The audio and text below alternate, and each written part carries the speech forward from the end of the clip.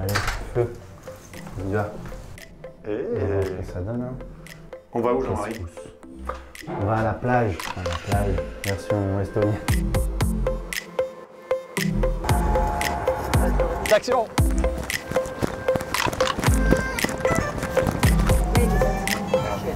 Non, avec cette carte-là, en tant que résident de Tallinn, les frais de transport sont gratuits. Donc vous pouvez voyager partout, bus, tram, c'est gratuit et c'est à volonté. Donc c'est vraiment un truc top. Ouais. Et c'est dur de devenir résident? Non, c'est pas dur du tout. Enfin, c'est pas dur, faut habiter là, quoi.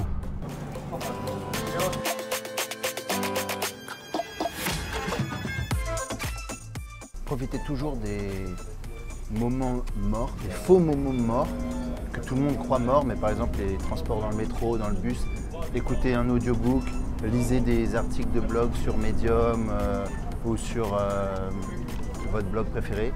Instruisez-vous dans ces faux temps morts et quand vous gagnez 20 minutes par-ci, 20 minutes par-là, par exemple aller-retour de votre travail, bah c'est 40 minutes par jour. C'est très facilement 5-6 heures sur une semaine et sur une année vous pouvez lire et abattre des bibliothèques entières. Donc voilà, c'est l'astuce du jour productivité.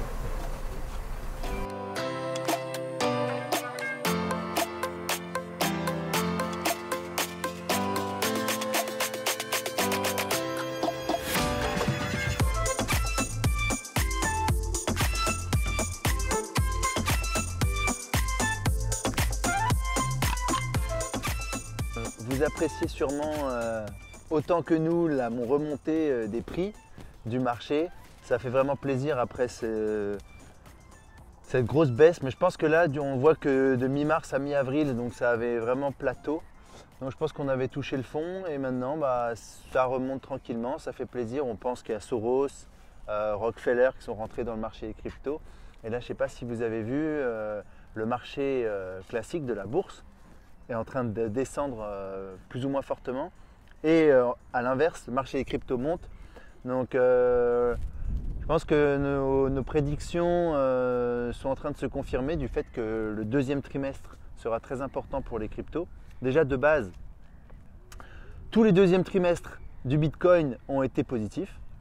Et en plus du fait que des régulations vont arriver très prochainement, on a eu l'accord entre les 22 pays en Europe qui montre que tous les pays se parlent de blockchain, parlent de crypto, veulent faire leur propre crypto.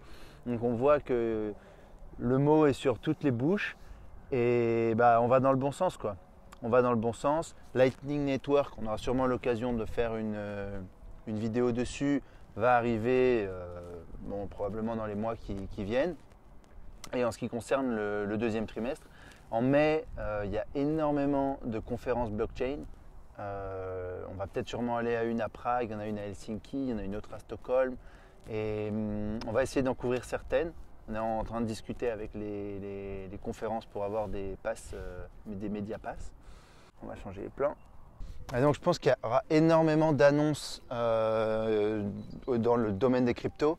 Il s'avère que il y aura peut-être EOS. EOS en juin, ils vont sortir leur prochaine version. Donc la V1, ça risque de faire du bruit. L'ICO va se terminer. C'est peut-être l'ICO la plus intéressante du moment. On ne sait pas encore ce qui va se passer, bien évidemment. Maintenant, ce qui est sûr, c'est que s'il y a beaucoup d'annonces qui sont faites, forcément, des gens vont se remettre, vont réinvestir. De toute façon, ça peut aller très vite, hein. Les portefeuilles s'envolent assez facilement. La majorité des valeurs ont pris 30%. Tout ça, bien sûr, drivé par le roi Bitcoin. Donc voilà, que des bonnes nouvelles. En espérant que ça continue, le trimestre 2 devrait être vraiment positif. On va bien sûr couvrir les points importants d'actualité. En parlant d'actualité, il y a aussi un truc qui s'est passé au niveau du hack. Je ne sais pas si vous avez vu, vraiment sympa. Le mec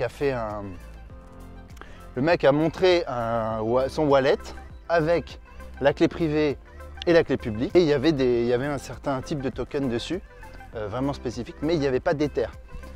Donc ça veut dire que vous ne pouvez pas, les gens qui sont connectés au wallet ne pouvaient pas récupérer tous ces tokens parce qu'il n'y avait pas d'Ether, parce qu'il faut du gaz pour envoyer une transaction. Donc qu'est-ce qu'ont fait les petits malins qui ont cru hacker ce gars? Ils ont envoyé de l'Ether pour avoir du gaz et pouvoir envoyer la transaction sur le wallet.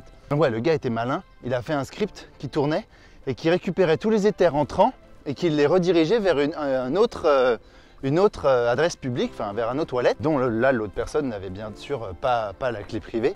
Et donc en gros, il a aspiré tous les gens qui envoyaient de l'Ether sur son wallet. Donc le type de ce genre d'escroquerie s'appelle le honeypot.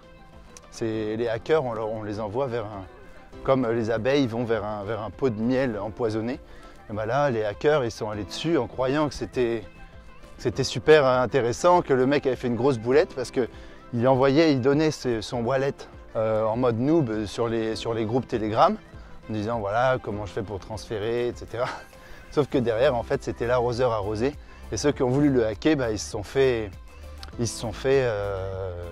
avoir, quoi. À récupérer comme ça, j'ai plus le chiffre en tête. Mais bon, même si c'est 2-3 Ethers total, c'est toujours 400-500 € et on saluera la puissance. Je trouve que c'est vraiment intéressant de voir comment... c'était plus intelligent que les vieux scams tout pourris où ils te disent oui, envoyez des Ethers à cette adresse, vous recevrez X en BTC ou en airdrop. Non, ça c'était un petit peu plus élaboré, donc ça fait plaisir de voir qu'il y a quand même des gens un peu intelligents. Donc voilà, c'est tout pour le moment. Q2, trimestre 2, on attend avec impatience de voir ce qui se passe. Et en attendant, je vais vous laisser avec des images de Tallinn et de la plage en musique.